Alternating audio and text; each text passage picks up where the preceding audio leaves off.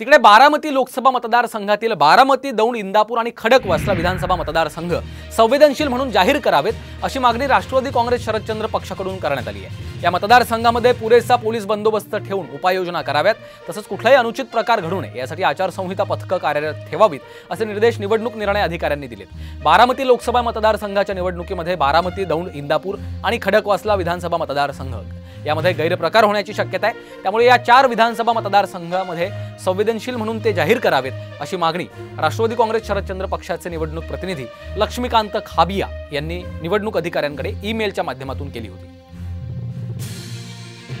तर या संदर्भामध्ये आता मतदारसंघात कोणताही गैरप्रकार घडू नये, मतदारांना त्रास होणार नाही यासाठी पुरेसा पोलीस बंदोबस्त देखील तैनात करण्यात यावा अशी मागणी करण्यात आलेली आहे।